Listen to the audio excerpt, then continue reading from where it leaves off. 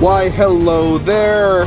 This is Caleb Jones, and this is the Alpha Male 2.0 podcast, freedom-focused lifestyle design for men, and I apologize for the audio quality. I am in transit for this particular podcast, but today I'm going to get personal.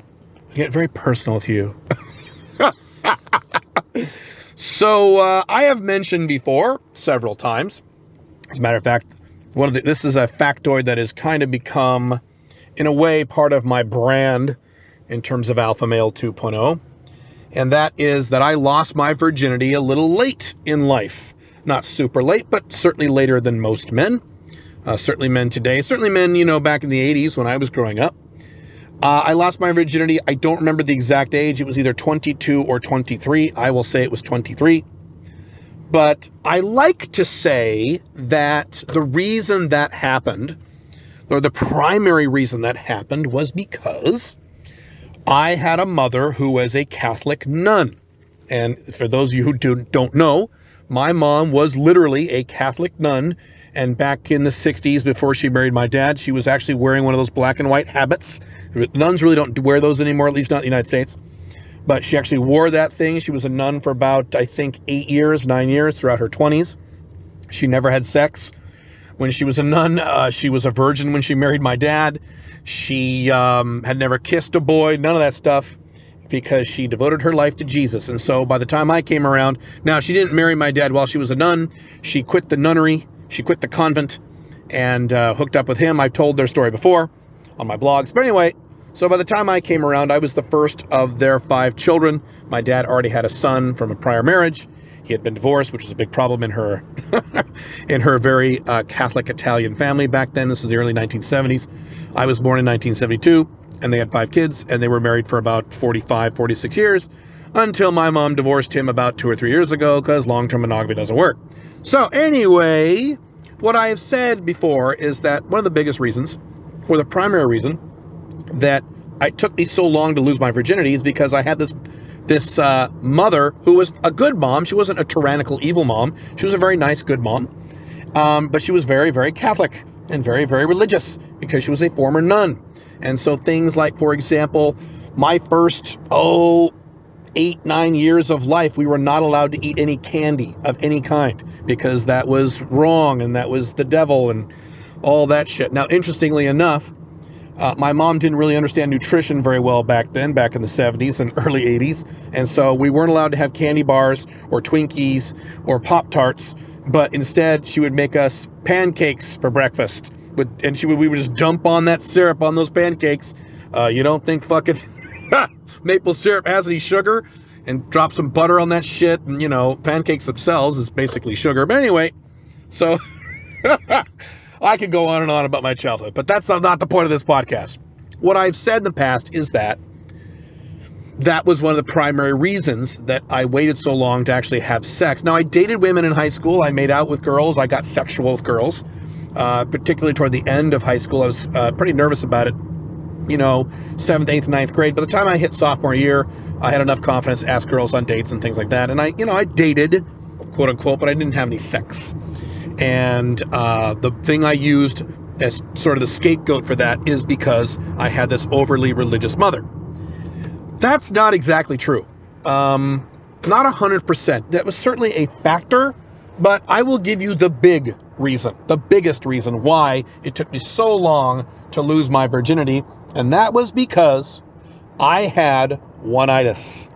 I had Oneitis for a particular girl in high school, and the primary reason why I didn't actually get to sex all the way, other than the other reasons like the religious societal programming, I was scared to escalate, which is why men who have trouble losing their virginities remain virgins for so long as they have trouble escalating. So I was nervous about that stuff. So that was all true too. But the biggest reason was that there was this girl in high school who I went to high school with, who I was, quote, in love with. Of course, I wasn't in love, but I understand the difference back then. I was a young, stupid kid. And I would always think, well, but what about her? And the tragic, unfortunate thing, I made up for this later, so it's not a big deal. But the unfortunate thing is I had not one, but several opportunities in my high school years to have sex. with girls who were cute too. I had that opportunity and I didn't take it, or at least I didn't put forth the effort to make things happen there, because I had this nagging thought in the back of my head, well, what about so-and-so? What about this girl? So let me be very specific. I have mentioned this woman before when I did my entire blog series on my history with women back at the Black Dragon blog. I think I called her Christy, so I'll call her that for this podcast.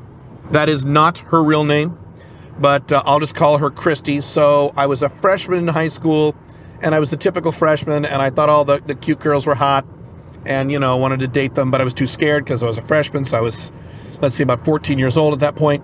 Then, at the very beginning of my sophomore year, that's the second year in high school, for those of you who didn't know, I was sitting in the back of the room. We were in keyboarding class, I think, and I was with my friend Rob, and this little freshman girl walks in. So I'm a sophomore, she's a freshman, 1 year difference. She walks in, she looks around, she sits down, and I was smitten. And so this girl was the template for what I would be attracted to literally for the rest of my life in terms of having a type. And I've written about this at my blogs too. Most men, women are a little different, but most men have a very specific physical type that they think is really hot. An athletic type, or a girl with a big ass, or an Asian girl, or a girl with black hair, whatever the fuck it is. They always have this very specific type. If I ask you right now as a man, give me your specific type, your personal 10, I'm pretty confident you could describe this woman probably to a T and be very, very specific. So that's what this woman was. This woman was my exact type, and I will describe it in detail.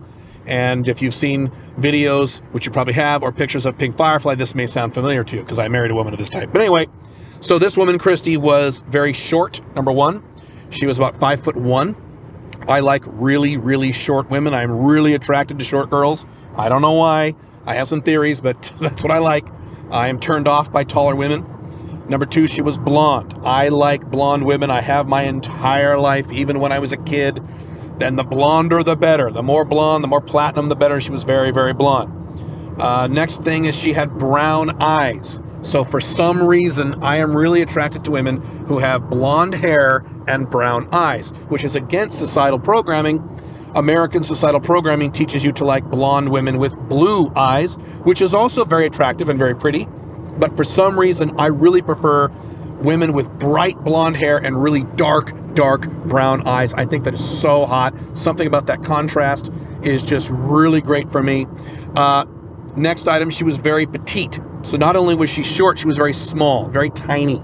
Tiny little shoulders, tiny little waist, tiny little body, very skinny. But the next aspect is she had a gigantic ass. So this was in 87? So this is 20 years before any sort of Kim Kardashian societal programming. I was into big asses 20 years before it became fashionable. I like a big ass. And it's not just a big ass, because you can find a big giant black woman or a big overweight woman with a big ass, but that's not what I like. I like a teeny tiny girl with a teeny tiny petite little body and then a giant ass. So little teeny tiny waist, big giant ass, little teeny tiny legs. I think that is really, really hot. And that's exactly what she had. She had boobs, and they were decent size, but they weren't gigantic. But I like big boobs too. But I learned later in life that most women have it's big ass, big tits, pick one. Usually don't get both. And sometimes when you get both of those things and the body is amazing, maybe her face isn't that great. So I've come to accept that, you know, you're going to have one thing on a woman's body that may not be ideal, which is fine. I didn't know any of this back then, but that's what I saw, and that's what I was attracted to, and I was immediately struck in the head, emotionally and biologically. Also, by the way, I've done some reading on this, where we as human beings tend to be attracted to the opposite physical traits that we have, and that helps nature create better looking children. So in theory, if you're a big, giant, broad, tall guy, you're going to probably be attracted to little teeny tiny women. And the example I've used before are these big giant NFL guys, and they get married, they marry these little teeny tiny women who are like 5'0", shit like that. Well, I'm in that category. So I'm a big guy. As a matter of fact, the woman I just described to you, those physical traits, I basically just described to you my physical opposite. Literally. I mean, think about this. Short, tiny, I'm big. I'm not tall, but I'm big. Blonde hair, I have brown hair. Brown eyes, I have blue eyes, right? Just down the line, it's the opposite. So I am attracted to someone who is my physical opposite. And again, if you've seen videos or pictures with me and Pink Firefly, that's really apparent. We look literally the opposite to each other. We actually are opposites, but that's another story. Maybe you'll do a podcast on that at some point. But anyway, this Christy girl invaded my mind, and for the next 3 years in high school, that is pretty much all I thought about all the time. I was completely obsessed over this woman. I thought about her every night. I thought about her every day. It definitely damaged my ability to date other women, including other women who were cute, who liked me. So I had 2 sisters. One sister was 1 year below me, and another sister was 3 years below me, and they had a lot of cute girlfriends, and some of those girlfriends would come over, I've mentioned this in my blogs, and say, oh, your brother's cute, da-da-da, and I could have gotten laid in high school. Oh my God, but I didn't do it, and there are many reasons why I didn't do it. Fear, societal programming, all the religious stuff, but the biggest reason, honestly, was because I had fucking Oneitis from this girl I wasn't even dating, and never even had sex with, and never even kissed. It sucked, and it was completely my fault. And the reason I'm telling you this is because this is how dangerous and how destructive Oneitis is. People underestimate how damaging Oneitis is to men. I have said before, and I will say it again here, and I will double down on this, and sometimes guys don't like it when I say this, but I'm right. In terms of the modern era in the Western world, Oneitis is the number 1 threat to men. It is the number 1 threat to you in terms of your day-to-day life. It is not the environment. It is not terrorism or global warming or Donald Trump supporters or SJWs. It is not all these things that you think are. It's not the economy. It's not even divorce. It's none of those things. It is Oneitis. Because when you get Oneitis, it is one of the only problems in life that affect all the 7 areas of your life. In the Unchained Man, I talk about the SLA, the 7 life areas. When you get Oneitis, it actually negatively affects all of those areas. Most big problems you encounter in your life affect 1 area, or maybe 2. Maybe you'll encounter a problem and it really screws up your business life, your financial life. But it doesn't really affect your health. It doesn't really affect your fitness. It doesn't really affect your relationship life, right? And maybe you'll have a problem in your woman life that really affects your woman life, but it doesn't really affect your work, right? Most problems are isolated to a given area of your life, but not Oneitis. And you have seen, and I have profiled on my blogs, many scenarios of many men I have known, or celebrities you and I both know, people in pop culture who, strong, confident, successful men, alpha males included, and they get fucking Oneitis, and it destroys their entire life. Men have killed themselves because of Oneitis. Men have destroyed their careers because of Oneitis. Men have destroyed their children because of Oneitis. Men have lost everything they've owned because of Oneitis. On and on and on. One of your greatest goals in life as an alpha male 2.0 is to get to the point where you don't get Oneitis, where Oneitis is not a factor in your life. Oneitis is not a factor in my life. I have not felt the feelings of Oneitis in well over 20 years, maybe 25 years. I can love without Oneitis. And now that's a point of confusion for a lot of guys. They say, well, wait a minute. How can you love a woman without having Oneitis? I mean, Caleb, you're married. You have to have Oneitis for a Pink Firefly, right? Wrong. Wrong-o. You should consider at the highest level of alpha male 2.0 evolution the point at which you can completely love a woman without having any Oneitis. Let me give you my example. So Pink Firefly, as I've said before, my wife, Pink Firefly, and I've said this many times before and it's true, I love her. Not only do I love her more than I have ever loved any other woman in my entire life. And that's not saying a hell of a lot because I'm not a really touchy-feely guy. I don't fall in love a lot. I've been in love, I think, 4 times in my entire life out of the bazillions of women I've dated and things like that. But that is the fact. I have never loved a woman the way I love and as deeply as I love and as spiritually as I love Pink Firefly. She is, in a very real way, in a very real sense, my dream come true in some respects, going all the way back to when I was a teenager, not just her physical appearance, because you can't marry a woman just based on her physical appearance, because she'll lose her physical appearance as you get older. So you can date a woman based on that. You can't marry a woman based on that. But yes, she certainly has. If you've seen pictures and videos of her, she is smoking hot. She is my exact type. She looks like a Playboy bunny. But not just that, but who she is as a person, emotionally, intellectually, spiritually. She is beyond wonderful. She's one of the most wonderful things that have ever happened to me in my entire life. And that is saying a lot, because I live a really, really good life. I love her more than, not me. I love me first, but I love her more than anything else other than me, which for me is a lot. And at the same time, if we encounter problems in our relationship, and it is apparent to me that she doesn't want to fix them, I will kick her ass out of my house within 48 hours and have no regrets. I won't like it. That won't be a fun day if that ever happens, but I will do it with zero hesitation. I will do it like that. And I won't like it, but I will not question it. I will have zero hesitation, and I will be confident that I did the right thing, because I can love without oneitis. A man who has oneitis are these men who say, I'll do anything to make this marriage work. I don't want her to leave. I'll do anything to make sure she doesn't leave. That is oneitis, and that is fucking poison. And a lot of men have been brainwashed to think that the only way in which you can really love a woman is to have oneitis for her. Wrong. Wrong-o. That is the beta male path. And, by the way, the alpha male 1.0 path. Let me talk about this for a minute. And I've mentioned this before. A lot of guys are confused about this one. There have been numerous examples in the pickup artist world, in the manosphere world, in the red pill world of name guys you know the names too. I won't mention any names, but I could mention 6 or 7 of these guys off the top of my head right this minute. I could mention a lot more if I thought about it. Strong alpha males. Alpha male 1.0s with strong game, very confident, really know what they're doing with women, successful in their business lives, and then they get oneitis and it fucks everything up.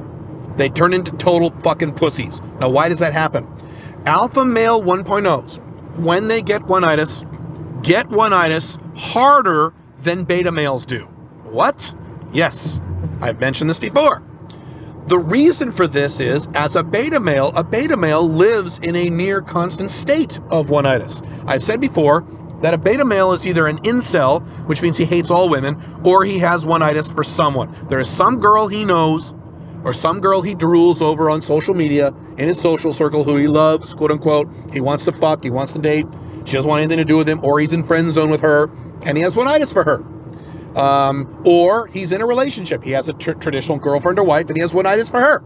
So beta males have oneitis as a matter of course. They always have oneitis. That's how they live, quote unquote. Which means they are quite accustomed to the emotion of oneitis. They know exactly how it feels because they feel it all the goddamn time. And I can certainly relate to this. I used to be a beta male. And throughout my teenage years and my 20s, most of my 20s, I was a beta. I had oneitis for someone at some point, so I was very well accustomed to that feeling.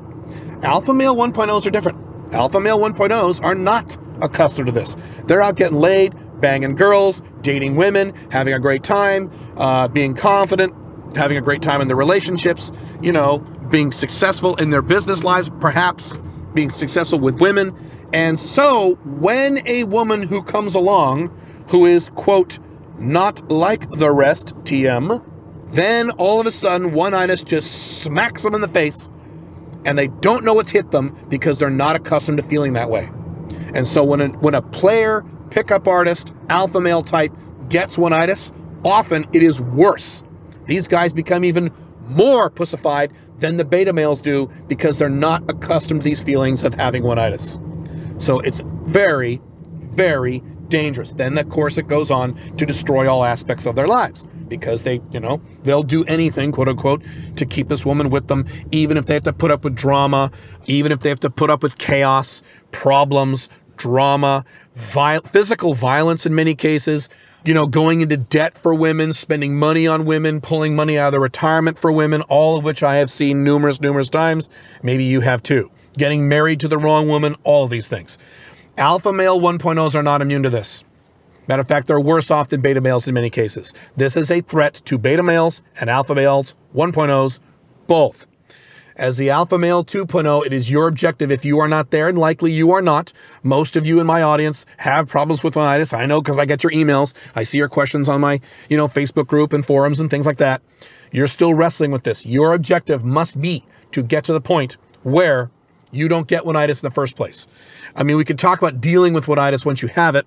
That's a separate topic. But you have got to get to the point in your life, even if it takes 3 years, 4 years, 5 years, 10 years, work on it, figure this out. I did it, where you can be totally in love or totally in lust, as the case may be, with some amazing woman, and you don't have one shred of Oneitis. Even though you may love her, even though she may be in your life, even though she may be, quote, the best woman you've ever had sex with, even though she may be a perfect 10, whatever excuse you're trying to use. You've got to get to that point, because if you don't get to that point, you can build all these alpha male 2.0 models. You can build a harem of women. You can build a location-independent, international-based business. You can do all those things, but these things can and will be destroyed the day you get Oneitis. And I've seen it over and over. I've seen this. I've worked with guys or seen guys do this in the community, in the Alpha 2.0 community, where, they improve, they get better, they do very well. They start to alpha up. They start getting laid. They start building, location-independent income and all that good stuff. And for a while, they're on this great track, but then they bump into this woman who is, quote, not like the rest, unquote, TM, and suddenly their whole lives get flipped upside down. They back off on all that's the first sign, by the way, is they back off on all the other women. It's called de facto monogamy. That's when an alpha male 2.0 is dating multiple women. He meets one special one he really likes. He starts getting Oneitis or Oneitis-ish, Oneitis-y type feelings. And he just kind of lets the other women float away. And boom, he wakes up one morning and realizes, oh my God, it's been 2 or 3 months. I haven't had sex with any other woman except her, which means congratulations, dumb fuck. You are now monogamous. And you're now going to suffer all the usual problems that beta males and alpha male 1.0s who surrender to monogamy encounter with monogamy. That's the first sign of Oneitis, by the way. You should start getting lazy with the other parts of your life because this one woman is so much better than the rest. Oh, why would I need to have sex with other women? She's perfect. She's a fucking perfect 10. She gives me blowjobs whenever I want. Why would I need other women? You start hearing all these excuses. And if you've been paying attention to my blogs over the past many years, you've seen guys come onto my blogs who love my material until they run into one special girl, and then they get Oneitis, and they start making these kinds of excuses. Every time these guys post these kinds of comments, making all of these excuses about their Oneitis girl, about how, so what if I'm not fucking other girls, or so what if I'm not pursuing other women right now, or so what if we're having drama, or what have you. Every time they do this, I always say, in 6 to 12 months, you're going to regret the things that you're typing on this blog or this YouTube channel right now. You're going to regret what you're saying right now because you're not thinking clearly. You have fucking Oneitis. And invariably, not every time, but invariably most of the time, year later, 6 months later, 8 months later, a year and a half later, I get an email or another comment from that same guy and says, yep, you were right. I stopped hanging out with my friends because I was hanging out with her, or I stopped hooking out with the girls because I was hanging out with her, or I cut back on my work hours because I was hanging out with her, and she started giving me drama, and we broke up. Oneitis is not a viable long-term model. Oneitis will harm every aspect of your life. Now, it's important to understand, as I've talked about in The Unchained Man, I talk about this. I also talk about this in great detail in the Ultimate Open Relationships Manual. In both those books, I have entire sections, and in the Relationships Manual, I have an entire chapter on how to avoid Oneitis, but there are different types of Oneitis. There's basically 3 kinds. There is the type of Oneitis where you have Oneitis for a girl who you long from afar, you've never dated her, you want to date her, you never had sex with her, but you want to. That was me in high school for Christy. The other type of Oneitis is the Oneitis you have for a woman you're actually dating, you're actually seeing. This is girlfriend Oneitis, or in some cases, wife Oneitis. Guys will say, my wife is everything to me and I will do everything to keep this marriage, and we never have sex, but sex isn't that important, and it doesn't matter. And then a year later, 15 months later, we got divorced, she left me for another guy, blah, blah, my life, I want to kill myself, blah, blah, blah, blah, blah. Okay. The third type of Oneitis is, and this is a powerful one, this is a rough one, is Oneitis for someone's ex. A lot of you guys have this problem. A girl breaks up with you, and for the next 6 months, your life is topsy-turvy. You can't think of anything else because you still have one-itis for your goddamn ex-girlfriend.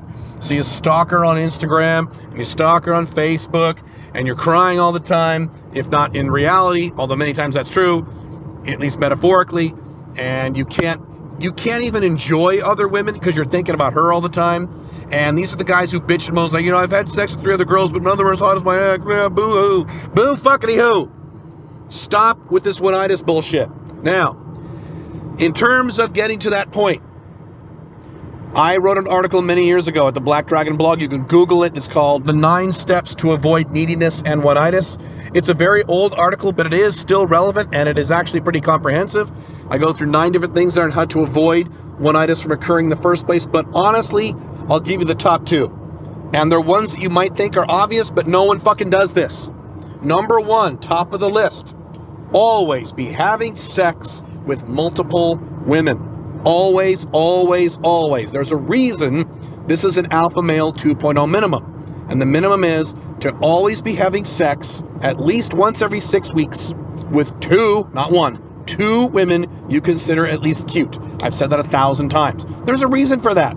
If you don't do that, if you only start having sex with 1 girl, even if she's hot as hell, you will start to build one-itis. Monogamy is the structure under which one-itis thrives. It is much more difficult to get one-itis when you are non-monogamous, when you're having sex with multiple women, even if you have a girlfriend, or even if you're like me and you're married. It's just much harder to do this when you have multiple women satisfying your sexual needs and your needs for female companionship instead of just 1 woman. Monogamy means that just 1 woman is satisfying 100% of all your sexual and emotional needs. That's dangerous. How could one-itis not occur? It is actually very unusual and difficult for one-itis to not occur when you are monogamous, de facto monogamous or otherwise, because of the way monogamy is structured. Monogamy is the seed from which the plants of one-itis, or the weeds of one-itis, grow. So if you just say to yourself, I will never be monogamous ever again for the rest of my life. That's what I said to myself way back in 2007. And I meant what I said, and I actually did it. That was 13 years ago, and no signs of stopping, and I'm never going to be monogamous, ever. Even going into my 70s, there will still be other women around in some form or fashion. But if you just make that commitment to yourself and make sure that happens, much more difficult to get one-itis. Not impossible, but much more difficult. That's the first one. Second one, you need to make sure that the other women you have, in addition to the primary woman in your life, if you have one, and if you have multiple MLTRs who are all about the same to you, or multiple FBs, maybe you don't have a favorite woman, and that's fine. But generally, most men usually do. I certainly did when I was living the FB/MLTR lifestyle. Certainly there is for me today. And most of you, that is the case. Most of you, when you're non-monogamous, I think that's normal, to have one woman who you like the best. Usually an MLTR you like the most. Even if you have multiple MLTRs, you'll have one high-end MLTR you like the most. You've got to make sure that the other women, in addition to her, are really, really, really good looking. You cannot fall into the trap of making the one pretty girl you're having sex with the one that you designate as your main girl, because again, the odds for one-itis really go up. So if your main girl is attractive, you want your women on the side to be as attractive or even more attractive. And actually, strangely enough, when you get successful at this, as I have, Pink Firefly is super hot. So if your main girl is really, really, really hot, that actually sets the bar a little higher. Guess what? That means your other women need to be that hot or hotter, or maybe younger, or however you want to work this. But just make sure, a lot of guys do this. A lot of guys will date multiple women. They'll have sex with multiple women, 2, 3, 4 women on rotation. But, you know, let's say they're having sex with 3 different women. 2 of them are average looking or plain looking, and 1 of them is really cute. Well, guess what, dumbass? Of course you're going to get one-itis for the cute one. That's just how this works. I made a pact with myself. I've talked about this many times before, way back in 2007. The first one was the non-monogamy. The second one was, I will make sure to have sex with women that are as attractive as I can possibly get. All the women I have sex with or date. All of them. Not just the hot ones I can get, quote unquote. All of them. For the most part, that has been true over the past 13 years. That is certainly true now. My wife is gorgeous. My FBs are gorgeous. They're all hot. And that's been the case for many, many, many, many, many years. You want to get to the point where it's very difficult, or if not impossible in my case, for any one woman to come along and be so hot as compared to your typical experience that you get one-itis. Because that's another problem men have, is that there's a category of guys who are very skilled with women. They get laid a lot. They have a lot of sex with a lot of girls. But all of them, or the vast majority of them, by these men's own admission, are average looking or even ugly. And the problem, well, Caleb, what's wrong with that? Nothing's wrong with that in and of itself. But what happens when the guy who has sex with nonstop 5s and 6s and 4s, all of a sudden one day he has sex with a 9? Well, guess what happens? Oneitis comes along and smacks him in the face. And he's like, oh my God, Caleb, you don't understand. This is the best woman I've ever had sex with. I'll never get a girl this pretty ever again, because he's established the precedent of having sex with below average or average women. Don't do that. Set your standards higher.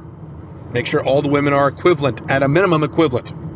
Don't discount this. Don't discount the dangers of oneitis. I talk about oneitis like this, and a lot of men go, yeah, that's bad. Okay, and then they move on to the next thing, and they don't stop and think how dangerous this is, and how destructive this is, and how harmful this is to you as a man, as well as, and I mean this literally, the other people in your life, your family, your children if you have them. All of these people are at risk when you get oneitis. That's how bad oneitis is.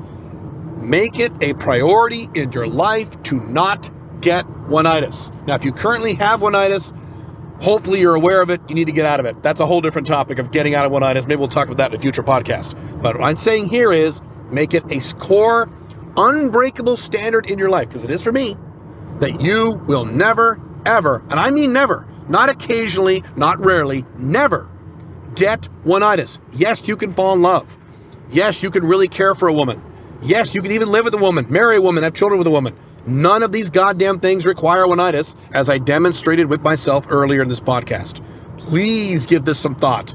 And please, I would even, if you think you have a problem with this, or you've had a problem with this in the past, sit down and write some stuff out. Get a blank Word document and write out some commitments you're going to make to yourself. And maybe some analysis as to why you think you get oneitis. And I'll end with this really quick. I don't like talking about this, but sometimes it needs to be said. There's a percentage of you who are so bad with this, you probably need to get some therapy.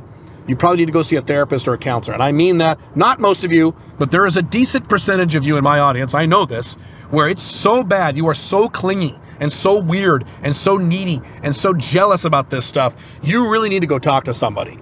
And don't poo-poo that either. Sometimes you got to go do that in life. Just get that done. Sublimate your ego a little bit and get that problem fixed. You will never be happy long-term if you are exposed to getting oneitis from the next super hot or super amazing girl, or the next woman who's super good in bed, or whatever your issue is. Please take this seriously. I will see you again very, very soon, but please think about this. Have a good one. Bye.